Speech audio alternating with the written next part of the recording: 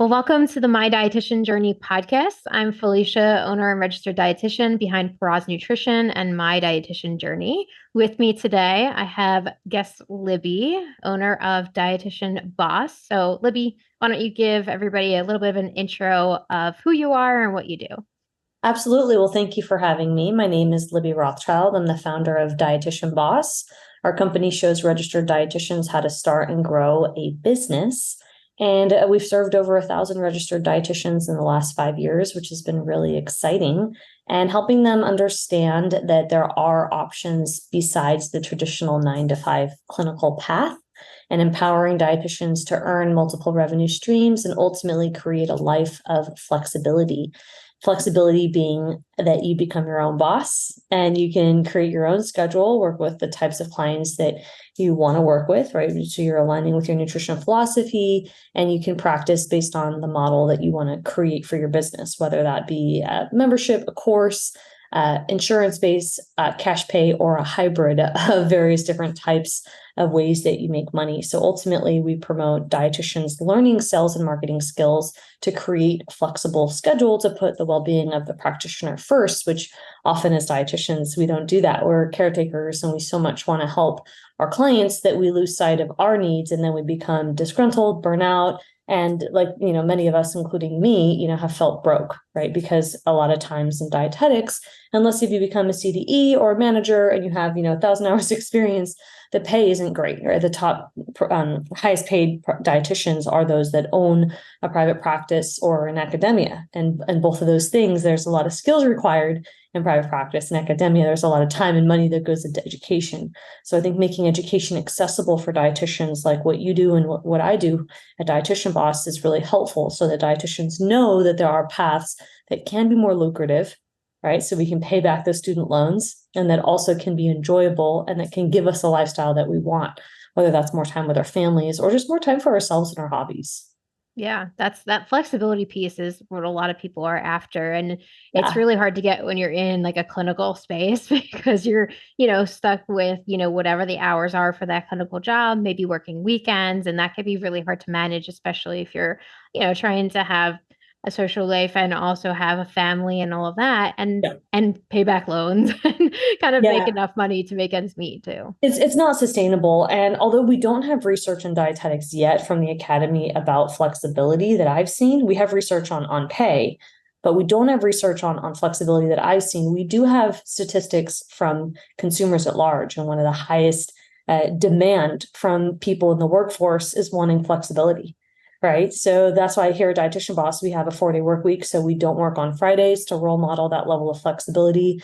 There are other ways that, as we know with COVID, there could be hybrid of working from home, and also working at some type of a brick and mortar, but having a hybrid, if not fully remote. So those are the types of things we advocate for, because being able to be at home or have the option to be nomadic or not have to be in a physical location is really helpful. And if you think about the patient, we're actually telehealth, and the whole idea of offering healthcare virtually is very accessible for the end user as well. So I know there's a lot of advocacy in the world of telehealth, and I'm all about it because it's beneficial for both the practitioner and the client that might not be able to make that commute, or it might be hard to kind of get those sessions under their belt if it's a higher barrier to enter due to traveling. So I think there's just so many benefits, right? We have to discuss, what does flexibility mean?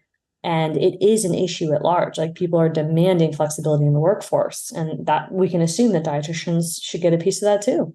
Yeah, absolutely. I love that you also model it in your own business too. I think that's one of those things where it's like a company's like, we care about you. And then it's like, but we want you to work overtime mandatory or, Yeah, on holidays and all of those things. And it's like, wait a second, just because you're saying you care doesn't necessarily mean you actually do. So to be able to model that totally. within your own business is really awesome. Absolutely. Yeah, I'm glad you mentioned that. And it's been a work in progress because when I first started, I definitely was working a lot more hours to ramp up this business. And I'm really proud of where it is now, and what we've evolved to. And it's just taken some work and some patience to get to where it is. But yeah, advocating for that is really special. And our clients love it. They love seeing that we role model that, and that they can incorporate that too. And that we offer a model, we offer a membership that shows that we live a flexible life. Like, we live beyond just our representing the business. But we also can really enjoy the work we do inside the business, right? So then our clients say, oh, well, I could do that too. And so they're seeing, oh, you're offering a membership or group program, some type of a hybrid offer, or even virtual coaching. Oh, that's more accessible for me now to offer that. So, or they see their peers doing it, right? The clients that we help, their fellow dietitian bosses or dietitian boss alumni, and then it becomes more accessible to them. Because as dietitians, I don't know about you, Felicia, but when I was in school, I didn't see many people in private practice, let alone virtual. So the more you see, the more you're exposed to the reality that that could be you.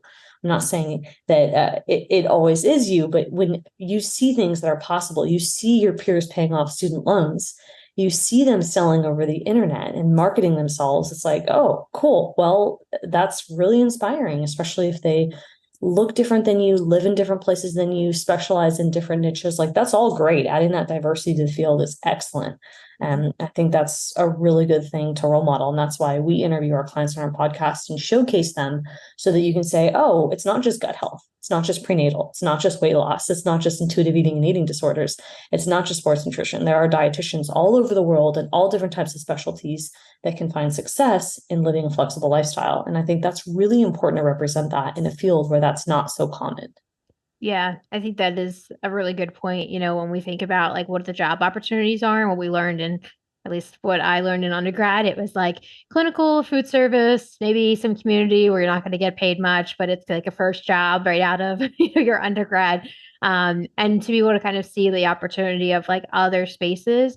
And, we're saying private practice, but really the field of entrepreneurship and the opportunities that are there. It can be beyond just like the one-on-one patients, and look a lot different for a lot of people. So being able to see that opportunity and say like, oh, actually didn't realize that that could be a potential career opportunity or a little niche that I can create in that entrepreneurship space. And it's life changing, right? To be able to create something that allows you the mobility, flexibility, alignment with your values, time with your family, paying off your student loans. Like that's a really big deal. And it feels really rewarding and challenging. I don't want to pretend like it's a walk in the park. Like learning technology, which tends to be something us practitioners are resistant to, or figuring out customer service, which is something most of us don't have any training in, can feel really frustrating in the moment, right? How do I make this decision? Did I make the right decision? How do I create boundaries and hold them? Like those are all struggles that as dietitians we face, but when we're able to overcome those challenges and face them, we're really able to achieve a better quality of life. So it feels really rewarding. And I do agree, similar to flexibility from, let's say, for example, 4-day work week, like what we have here at Dietitian Boss. There are so many different ways that you can be an entrepreneur. And it's still a very new concept, like what you said. It's called lifestyle entrepreneurs when you're creating a business that supports your lifestyle, not necessarily a traditional business that you intend to sell, which there's nothing wrong with that either, but that's a much different structure than you saying, I want to make enough money to live. Like a lifestyle business would be, I want to make 6 figures, or even it could be 7 figures, but with no intention to necessarily sell it. So the road to get there and maintain that business is a lot different. And that's this new model of entrepreneur, the lifestyle brand. That lifestyle entrepreneur is a new way that we function in the society that, let's say, our parents' generation didn't. So there's a lot of new things that are exciting that we can take advantage of as dietitians and help more people. It's just, I don't think enough dietitians know what's possible. So that's why we have to constantly talk about it and show people who are doing it and share the how-tos and the what's and the whys so that people know, like, hey, I don't have to be stuck in this crappy, low-paid clinical job where I'm not happy. Mm-hmm. Now, I'm not saying that all of you feel that way, but I did. There was no way I was going to pay off my student loans from NYU at my $55,000 a year clinical job living in Manhattan. There was just no way. I knew that I couldn't. I knew I had to find another way. Yeah. That's to come to that realization and be able to like have the confidence to say like, this is not where I'm staying, because I think that that's a big piece of it too, is that there's a gap in terms of like the education and the knowledge base, but then there's also this gap too of like that helping a dietitian or a new dietitian or a student to recognize that they can do it and have like the modeling, but also have like the opportunity to do it as well and that confidence to pursue it. So that's really important that you just mentioned that too. So kind of on the topic of, you mentioned, your first job, Was that your first job as a clinical dietitian, or did you have a previous job before that? Yeah. So when I became, after I finished my dietetic internship, I wanted to start my own business, but I thought I was conditioned and brainwashed, like most dietitians, that I needed 2 years of clinical experience before anyone could take me seriously. And this is conversations I had with private practitioners that I knew and respected. And I thought, okay, well, I got to get some clinical experience under my belt, even though I have my graduate degree in clinical nutrition from NYU, completed my dietetic internship. We were in the same class, which was so fun. It was a confidence thing and it was a brainwashing thing. Like it was in this environment, right, where I just felt like I needed more than what I had, which isn't true. I could have started sooner, but because of that, and I take full responsibility, I made that decision. I took a low paying, it was first a per diem job as an inpatient clinical. And then I landed a job as a nursing home, chief clinical of nursing home. And then from there, I got a job as a pediatric outpatient dietitian. And that one I stayed at for the longest. That one I did for 4 years. I Wow. can share why I stayed for so long because I had other things brewing, but the two previous positions, like when I did per diem and acute care, I think that was 6 months. And then the chief clinical was also 6 months. I mean, I was paid peanuts. And again, cost of living it all depends on where you live. Like I was living in New York City and I just like couldn't make it work as a 20 something year old. Like I just couldn't do it. Like couldn't pay my rent with the amount of money they were offering me. And I looked around, of course, like everybody does when they graduate, like, hey, what's the pay? And they all said, like, if you don't have experience, we'll only pay you this amount, right? $48,000, 52,000. Like it was really low. And when I did my negotiating and talked to department heads about pay increase, they all said you need to just get 1,000 hours and become a CDE or get a position in management. And that just seemed like I had to wait even longer to wait, right? I was waiting to get my 2 years of clinical, to wait to be able to pay off my student loans. And I became so disgruntled because made me feel like I wasn't able to really feel rewarded and feel like I was practicing in a way that I intended to because I was so discouraged by the low pay. Yeah, that's really frustrating. And especially like you said, with that like those first couple jobs, it's like the have to get 2 years of clinical. I just laugh because I don't know how many dietitians are told that. And we did a whole podcast on this as well. And it's like, the whole idea that you need 2 years of clinical, it's like, who even came up with that? Like, and then it's funny because I actually applied for clinical positions when I first became a dietitian. I couldn't get one. I was working in Yeah, community, and so I just stayed in the community space. But it was just like, I can't even get the clinical job that you're telling me I need 2 years of. And then it's yeah, like, why am I going to work in clinical for 2 years when I already know I don't want to work in clinical as totally. a whole? So why am I going to pursue that when I could still be practicing my skills and getting better as a dietitian without having to spend 2 years of my life in clinical for a job that I know I don't want long term? It would have helped me so much. Really should have a conversation like this when I was a new grad. It would have helped me, even not just new grads, because we help at Dietitian Boss, we help dietitians who have been in clinical for 10 years that still think they need 2 more years of clinical experience. And I get it, right? Because hey, I did more than 2 years myself. So what I'm trying to say is it would have really helped me hear that there were other people out there that didn't do what school told us to do. Mhm. Because when I looked into it, the curriculum in dietetics, and you can correct me if I'm wrong, but this is what I found from the academy, hasn't been updated in 100 years in terms of their competencies for business. And I'm not talking about electives. I'm not talking about internships that might add entrepreneurial components. I'm talking about the core curriculum to become a dietitian. You are not required to have like business, entrepreneurial, private practice tracks. And because of that, it makes sense. We're all, taught community clinical food service. And then we're told, you're not even encouraged to go into food service. I don't know about community, but it's all about clinical. So hearing stories about people that don't go that route and are successful, I think is really helpful to debunk that concept that isn't true so that maybe more people will take that leap sooner and gain the confidence that took me 5 years and a lot of agony and headaches and frustration. Yeah. Yeah. I wish someone would have told me that myself, when I first started, because I started my practice when I first started, but I literally had a website. I didn't really do anything Yeah. else because I was like, oh, I need to, keep practicing my skills and get a job in clinical. And again, I couldn't find one anyway. But it's like, that kind of first becoming a dietitian, you're thrust into the field. For me, it was like I had so little experience with working one-on-one with individuals because you get so limited amount of time doing Sure. that. And it's like I didn't really have the confidence. So I was like, I guess I should work a full-time job and I shouldn't really start my private practice and I'll, just have it there and, start it along the way. But, if someone would have had the conversation with me, but also build those skills into the undergrad curriculum and in the internship. I know there's more internships now that have like Yeah. entrepreneurship focus and like concentrations in business, which is really awesome. But having that as more of the curriculum for the undergrad versus like only if you get this like specialized internship do Sure. you really get this opportunity.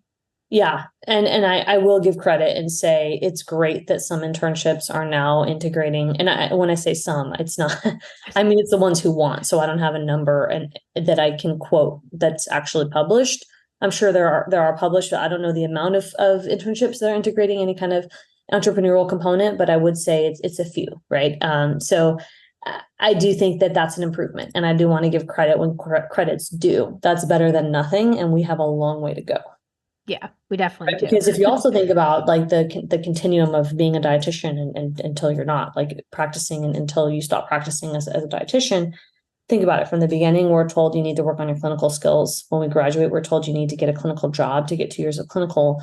And then to maintain our credentials, we're told you need to get CEUs in clinical or counseling skills, which is super important. If anything, counseling skills is fantastic and transferable in so many other ways. But to be a better clinician, you really need to learn those business skills because business skills are inherently communication skills. And if you learn how to communicate better, if you learn how to understand how to put the needs of your patient first, practice motivational interviewing, if you learn how to pitch and present yourself orally, you learn how to compose, good structured sentences and write in a way that can attract people, right? Market well through oral, through speaking, and through writing, you will be able to use your skills as a dietitian and really reach more people. And that's ultimately aligned with the mission and vision of the academy, which is being able to create a healthful environment and help more people. But the question is like, how do we do that if we're trapped in a clinical office taking CEUs on gut health, but never applying the skills that we learned because we don't know how,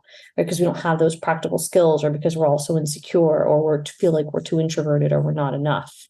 Yeah, having the information is one thing. Being able to translate that information into a working environment with, a patient, with a client, with someone that you're onboarding in terms of your business, it's like that's a totally different skill set. And I think that's another big gap, and that you mentioned the communication aspect and that you're not going to get away from that in any field that you're in, but we Yeah. really aren't exposed to much besides like I took a public speaking class, that was Yeah. that was the main thing and not too much else besides that of like really how to translate that continuing ed that we're getting and all that like really deep clinical stuff and actually apply it to the setting with a patient. So as we're kind of talking about like communication and skills that are needed, I'm actually kind of curious to know like what you think are the top skills that someone should kind of really focus in on or practice to say the least if they're looking to go into this like entrepreneurship space or private practice.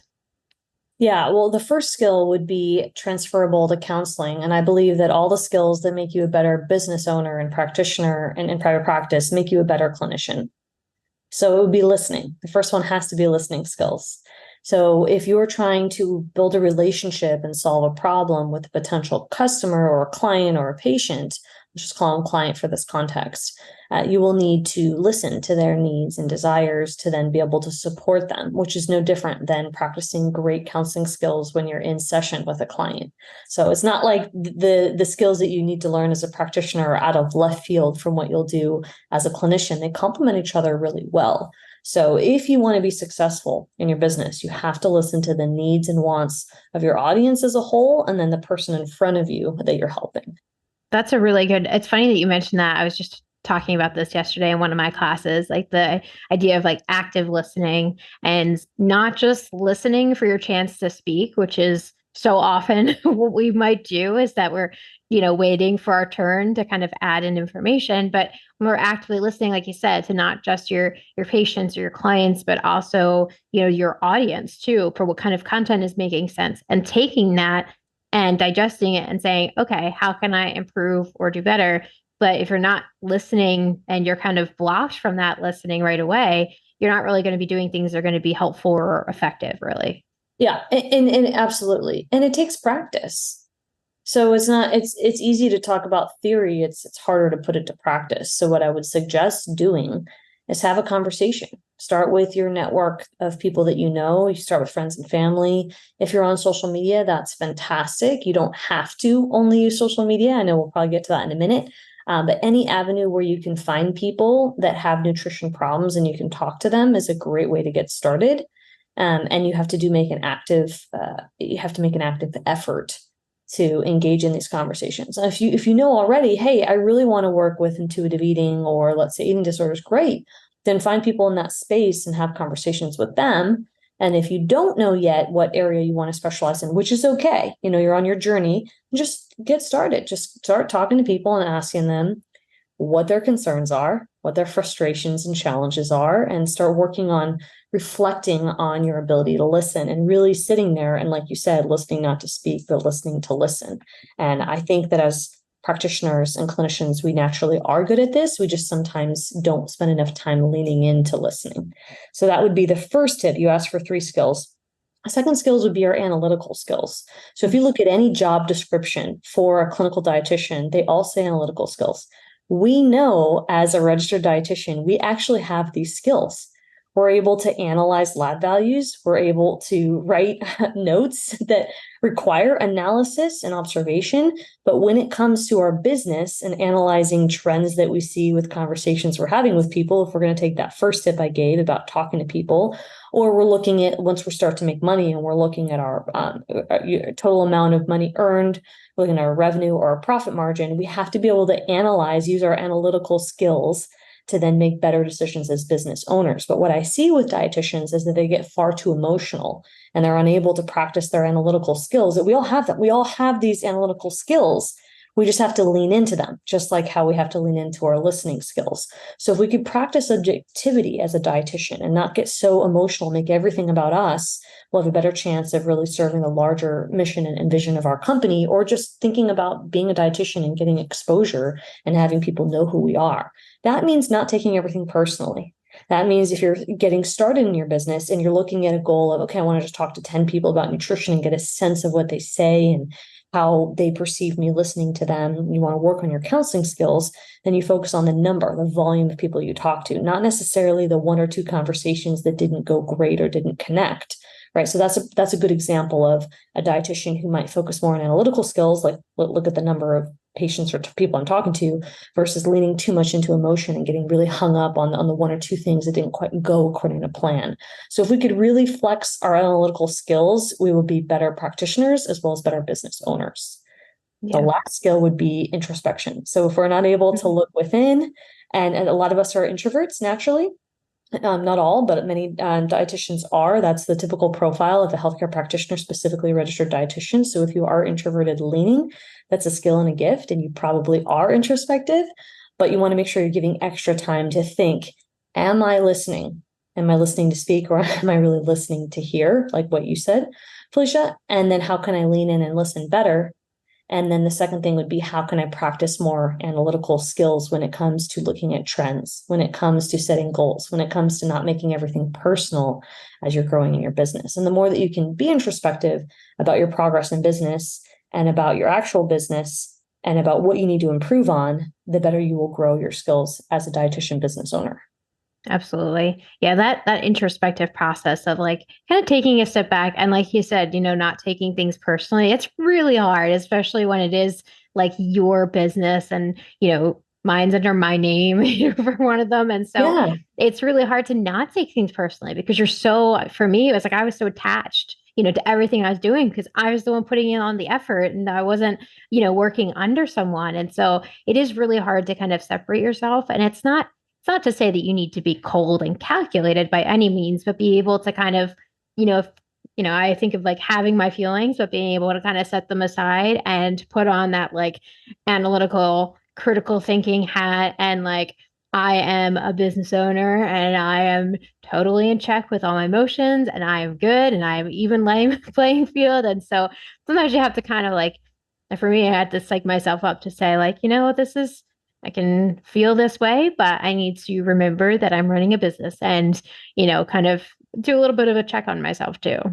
Yeah, and thank you for bringing up that example of it being under your name. Whether your business is under your name or not, even if you're working for another practitioner, but you're using business skills to be able to grow as a dietitian or business owner, you still want to be able to not take everything so personally, Mhm. right? So it's a matter of using our personality, knowing our innate personalities. We're all unique, but then using it really making sure that we see ourselves as a gift, but then we're able to grow. So if you happen to be highly sensitive, then you have to find a way to manage that. And if you happen to be someone who's more introverted, then you're going to have to take more breaks in space.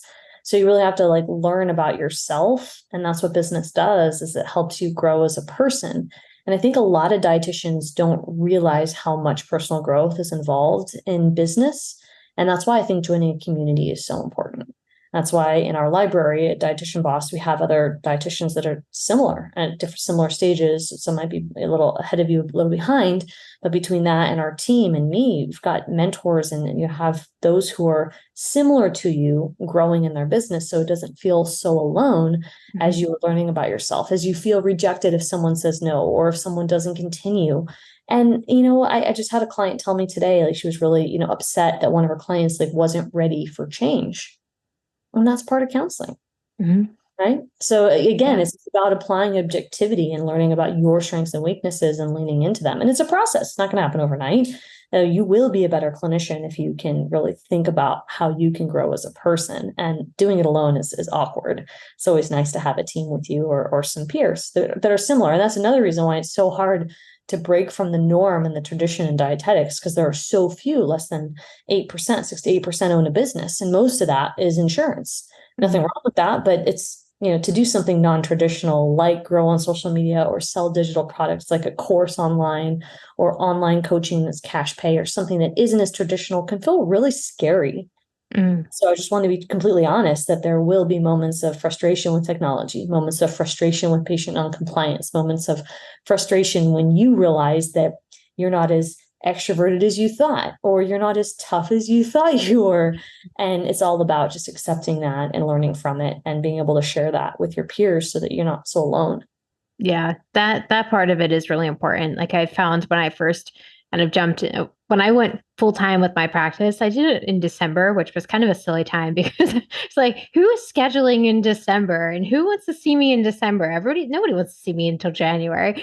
But it was isolating at first because it was like I didn't have that community of people from my job or just coworkers to kind of like have a frustrating day and vent to and people who understood. And so having to be able to find those communities, and find communities that you could really rely on and actually have, these kinds of conversations with, the below the surface of like, here's what's really frustrating me and have those moments, but also be able to kind of, because I found the most helpful communities were where I could vent, but also have some people to kind of brainstorm what to do next too. Because venting is great, but then it's like, now I'm still in the same position after this. So being able Yeah. to like share what I was feeling and have other people validate, like, yeah, I'm going through the same thing. And then it's like, okay, how do we move forward from this? What would be a way to manage this effectively, or you've been there, so what did you do? And so that I think kind of like mentorship and peer aspect can also be really valuable to kind of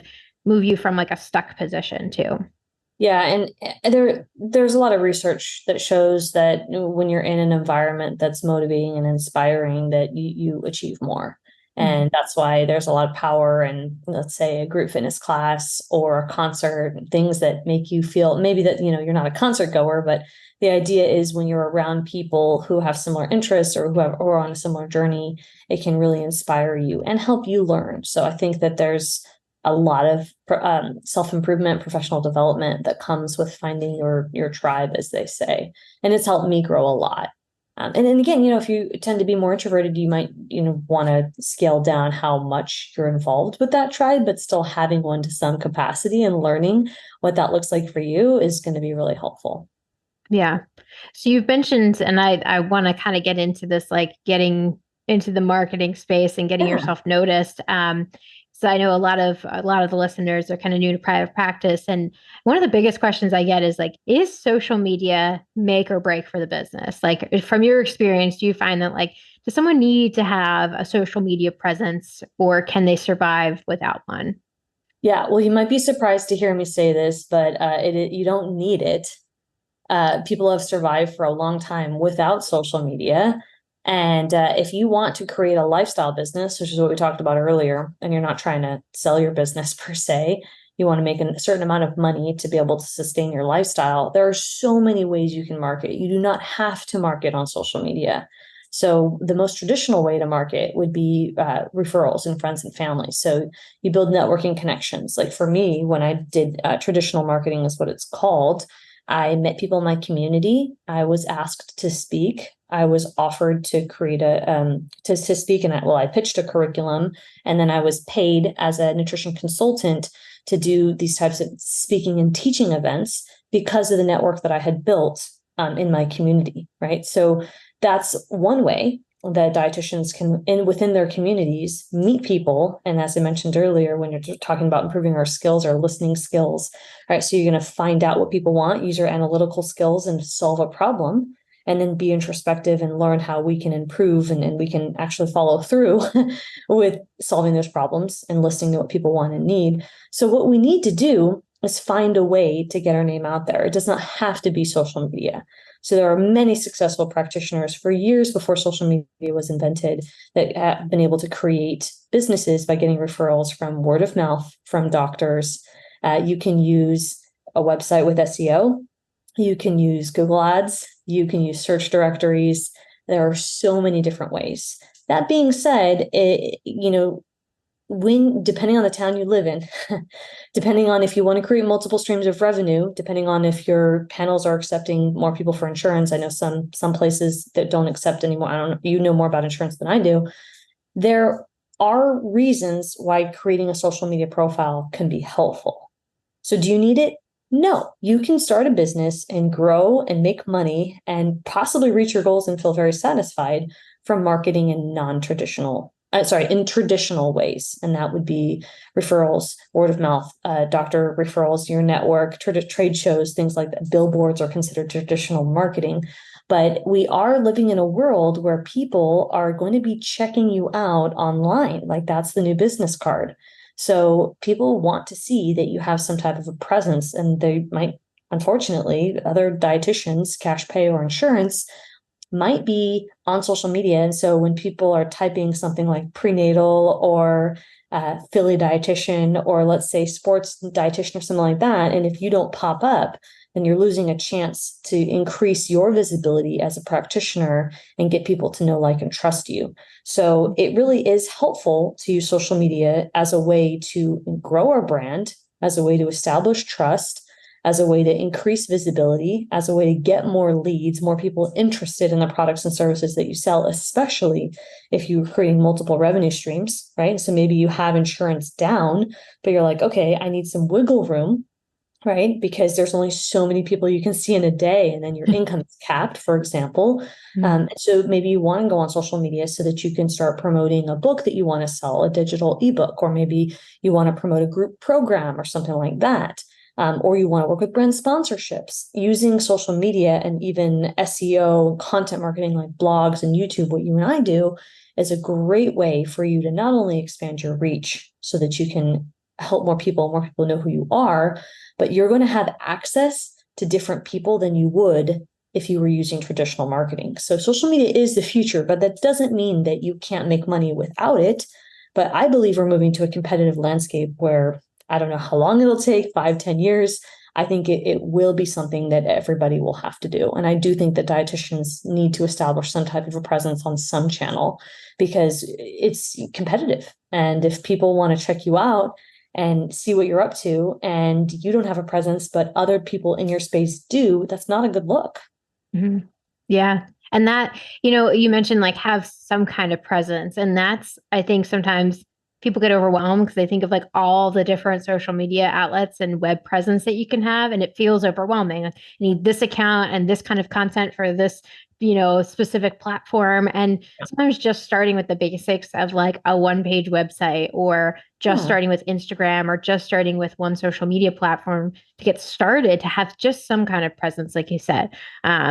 So if someone was kind of looking to like just they're completely new to social media for their business, or maybe they don't really use it much personally, like how would you suggest they get started? Is there like a certain platform they should aim for first, or what do you think? Well, the answer would be starting with one at a time so you don't get overwhelmed and building on that with time. So by no means would I ever suggest to use multiple platforms at once. It's a process that you have to build with time. So the true most strategic answer would be to think first about your target market and think about where they hang out. And if your target market is younger leaning, perhaps TikTok, if they might be, of a certain demographic, it could be Facebook or Instagram. That's the most strategic answer. Most dietitians don't know exactly what target audience. They need a little bit of time to figure that out. So the imperfect answer, which I like more, would be choose something you can be consistent with.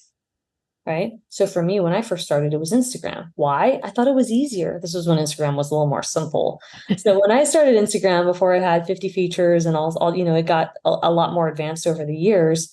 It was just a post. There wasn't even stories. And it was just simple to just like put something out there and start engaging with people. And when I created my Instagram account, my intention was just to connect with other dietitians and do what I say. It was to talk to people, talk to dietitians and find out what their problems and pains and frustrations were in context of not getting paid and not living a flexible lifestyle, because that's something I struggled with.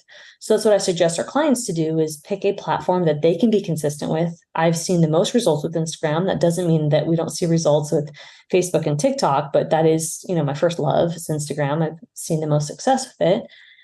Be consistent and use that platform to engage and find out what people want and need and start to be consistent, because the consistency matters more. We tend to be perfectionists and focus on comparing ourselves to other people and getting really anxious. And the reality is, if we can come up with some practices that allow us to, let's say, engage on the platform strategically and meaningfully a couple times a week, come up with a consistent post schedule where we might be sharing a tip or something manageable and showing your face so that you have brand recognition that people are doing business with a person and not a robot. And you can stick with that for a certain duration of time, like let's say 6 months. That's pretty manageable. And I think the overwhelm comes when people think that they have to do these advanced things. Like I have to make a reel, I have to dance, I have to use a trend. No, you don't. Like the first step would be to pick something you can be consistent with, right? I give an example of Instagram. For you, it might be Facebook, right? Just as an example. And then to set a goal. Okay, I'm going to post, let's just say 2, 3 times a week. Let's say we're going to post 3 times a week. And then you can schedule it if that's helpful, so that if you're overwhelmed with scheduling, you don't have to, but it does help if you can schedule it ahead, right? And then the third tip would be, after you're consistent for a duration of time, that would be to spend time actually engaging on the platform, because learning the behavior of people and the trends, like let's say that you're in the IBS space. Well, don't you want to see what people are posting about IBS? Don't you want to read the comments and the questions and the concerns folks have about IBS? Don't you want to see which dietitians are popping up for IBS? Because that's going to help you understand. Again, we're going back to the analytical skills. It's not about comparing yourself to the next practitioner in IBS. It's about saying, well, what are people searching? What's common? What's popping up? What trends are we seeing in the marketplace? Why? And then, use your introspective skills to think about how you can talk about that and give a tip. And then that's how you can add value, and then reevaluate it in 6 months without having to overextend yourself in a way that feels too uncomfortable. So where that sounds simple, I would think, again, a recap: choose a platform you can be consistent with, post a certain amount of times a week for a certain duration of time and then engage regularly. It could even be 20 to 40 minutes a week. So that's not unmanageable, right? Because that's going to be considered market research, learning about the trends and behaviors of consumers, which is something as practitioners we need to do anyway, right? We're just using, let's say, Instagram to do that, or TikTok or whatever, through hashtags and keywords, depending on the platform. That's going to be a great first step without overcomplicating it for a registered dietitian to start to get their presence known, right? And of course, I love and I recommend showing your face online, and I recommend connecting with your peers online. But I also recommend not overwhelming yourself with the long to-do list. Keep it simple and then build on it. And the biggest resistance I see is that either dietitians don't do it or they do it, but they overdo it. Mm. And they think that they have to dance. They think that they have to post more than 3 times. It's like, hey, just set a goal and we'll just stick with that goal and then we'll improve it with time. And business, social media requires a lot of personal growth because you might be bullied. Somebody might not agree with you. You might be triggered by what someone says. I mean, nutrition is a very personal topic. Mhm. Hard to be objective. It is.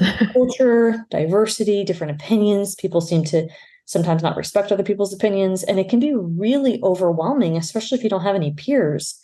And especially if maybe you didn't talk about that stuff in school. I don't know, you and I graduated like what, 8, 10 years ago. So the climate was different then, but I didn't get any classes or teaching in IE when I was in school at all.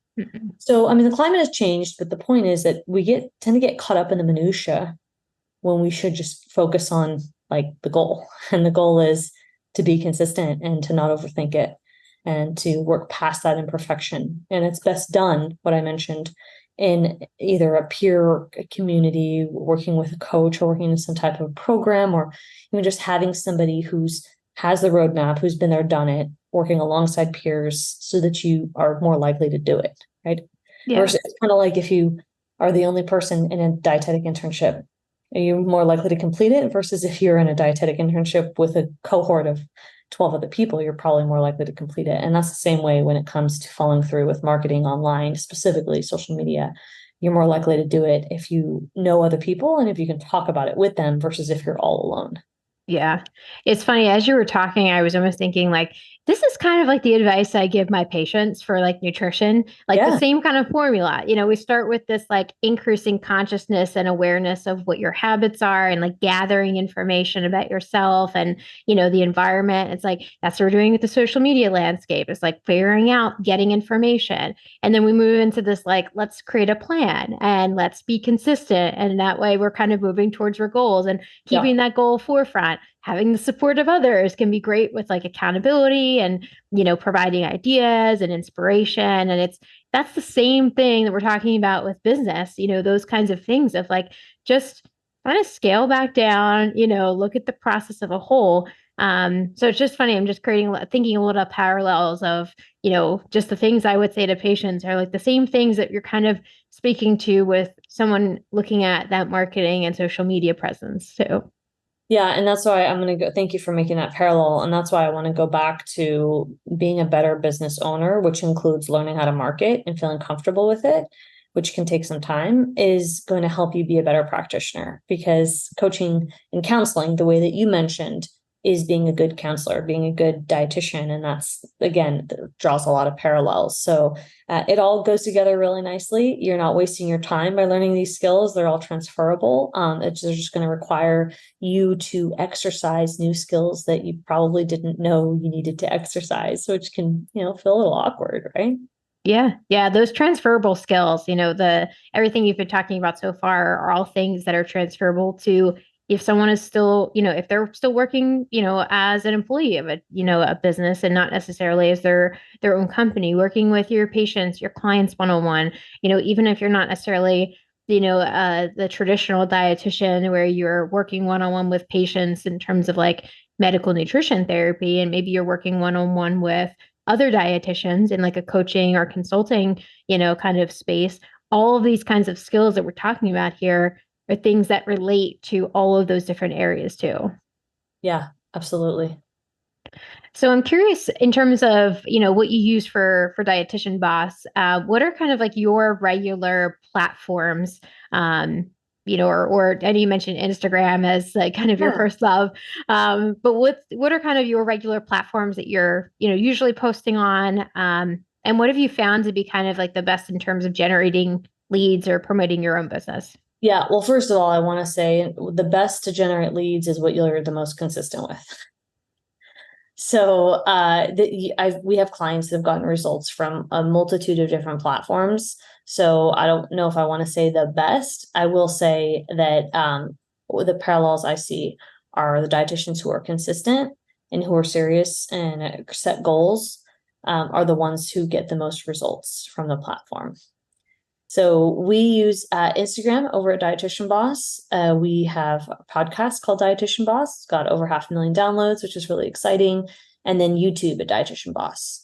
We also send out emails through our newsletter weekly. And that's pretty much our core focus in the business. We are going to be looking at using Pinterest a little bit more in 2024 and blogging. Last year, I blogged for Forbes Business Council, which was really fun. So this year, I want to focus on blogging more on the actual website and really adding value for dietitians there outside of just the podcast recap, because we do like a transcription and everything if folks want to go back to the episodes that we have. But we're going to start adding blogs in 2024. So that again, it goes back to what we were talking about earlier in terms of content platforms or social media. Like we don't do it all at once. Like this has been 5-6 years of adding one new platform a year or at a time, and then mastering the strategy. So it takes time. So we have found success in all of those platforms, and we love helping dietitians use those platforms to find success as well. And it's been a process, right? It's not just set and forget it. We look at our analytics, see how we can improve. My approach to a YouTube video is looking at keywords and titles and seeing what we want to rank for and how we can add value in combination with what people are asking for, and then creating a video around that. And even the first couple hundred videos weren't about getting views. It was really about just putting content out there. Mm-hmm. Using YouTube as an example, because that's a newer platform for us. We've had the podcast for a long time. Instagram, as I mentioned, for like 5 years. So YouTube is a newer content platform for us. And so when I approach a content platform or a social media platform, I try not to get too obsessed with the amount of views and whatnot, especially for a small niche like dietitians in business, right? It's more about, am I doing it regularly? Mm-hmm. What was my goal? Am I reaching that goal? And that's the exact advice I give dietitians, right? If we look back earlier, my example was pick a platform that you can stick with, and then set a goal for how many times a week you want to post for how long, right? Maybe it's 3 times a week for 6 months. And then after you've done that, then look at optimizing how you've done that process, right? So many of us want to optimize before we've actually done the thing, but we lose sight of doing the thing. So I just want to mention that if you're not doing the thing, start with doing the thing before you make it perfect. Yeah, it's funny because it's progress, not perfection is like a common thing here, but it's also just starting. And that is the hardest thing. And I'm sure if anyone's working one-on-one or in group with, patients or with clients or with, coaching, that's the hardest thing. It's just getting over that initial starting phase and that like, what am I doing? Am I doing the right thing? It's just like just starting because, even for us, like with the YouTube channel, it's like the first podcast, the first video, they're totally different now, but we wouldn't have had that growth had we not started. And that's, it's the consistency is so important. We have to start somewhere, and it's not going to be perfect, and it's not expected to be perfect. And that's the whole point. You kind of learn, grow, and adapt along the way till you get to a place where you using those analytical skills and kind of what's working, what's not, and how can I adapt. But you have all that information and data to really be able to pull from. Absolutely. Awesome. So, just a kind of a final question before we finish up for today, and I really appreciate you having you on the podcast. And Oh, it's been so much fun. we'll have all of Libby's social media and links to the podcast that she's got, and also YouTube and all of that in the show notes and also the description if you're watching this on YouTube. You'd mentioned, with the individuals that you work with through Dietitian Boss. Have you found kind of more people focusing on group versus one-on-one? Or is that something you found in the individuals you work with? Like, do you prefer a group or one-on-one, or is kind of a combination, more of a focus? Yeah, great question. So firstly, I'll start. I think you asked two questions. Do we I serve a did. one-on-one, and did they serve in a group one-on-one or group? Okay. So I'm going to start with our clients because they come first. Like what they do and want always comes first before what we do. So our clients typically prefer groups, and I'm going to share why.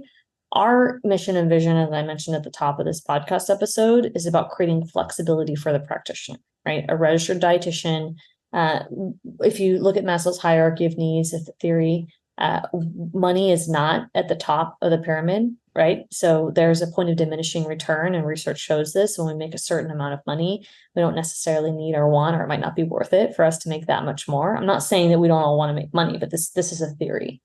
And that's not true when it comes to like fulfillment and satisfaction with life, right? Meaning that we all want more time with our family and our hobbies. And I don't think we can ever say on our deathbed, gosh, I really regret that trip I took or that time I had with my family, right? Instead, we say, gosh, I work too much, right? So I think that as a practitioner, as a registered dietitian, to align with our mission and vision of helping a dietitian create flexibility, creating leveraged programs, meaning programs where you might be trading time for dollars in a group program, but you're really maximizing how you're doing that. So when you do one-on-one, which I'm not poo-pooing one-on-one, one-on-one is beautiful. It's a great thing. I think incorporating it in your practice is awesome. But if you only have one-on-one, you cannot live that flexibly. So when you offer group programs, and that might mean that you're running group workshops or you're doing some type of a group training, which are my absolute favorite. You are leveraging your time because you can serve more people in one unit of time. You can make more money, but ultimately, like, you got to think about the client, right? The patients, you're creating community for them. And typically you're creating something at a more affordable price point. The theory is that a group program probably going to be less than the one-on-one time with you because people pay more for more individual personalization. We all know that people want personalization. So then having different offers can appeal to a wider variety of different needs people have. People might want the light version, and that could be group education model where they have that community, because community is important, especially if you're in, let's say, IBS or prenatal, and people want to find people like them and be in a group where they can learn that type of content. So a lot of our clients do prefer a hybrid model, like a group or a membership, because that allows them more flexibility in their lives. That makes a lot of sense. Less hours. Or they want to add that, because so we get clients that come to us and say, hey, I'm taking insurance, or I already do privates, but I really want to maximize. I can't do anymore. I'm at 80% capacity, or I'm at 100%.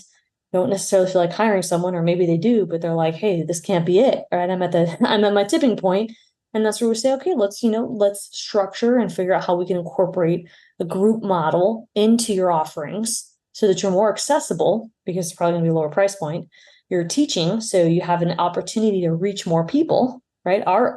We have a 20-year goal to reach 10,000 dietitians. We can't do that with one-on-one, right? So we can better do that through our membership, where we can serve more members, and our masterminds, which is like similar to a group program. We have a controlled amount of no more than a certain amount of dietitians in one cohort, and that allows us to serve more people and give community for dietitians at different stages of business, whether they're newer or they're an established business owner looking to scale their business. So I think that groups give us the flexibility we need, as well as give our clients the community and accessibility if they want to choose a price point that might meet their budget. And so that might mean that you might run a group. And if you also offer one-on-one, someone in your group might later say, oh, actually, I want to bump up and do one-on-one with you. It's just I'm not ready right now for that. So they start in the group and then they later go to one-on-one. So having that product offering flexibility is really helpful as a practitioner to be accessible for your clients' needs. So that's to answer, what do our clients like? Our clients do like groups. They come to us and mostly want to either create a group, or they want to maximize the group, or they want to create a membership model. That makes a lot of sense. It's funny because when I first started my practice, I was doing like some 6-week programs and like having people onboarded.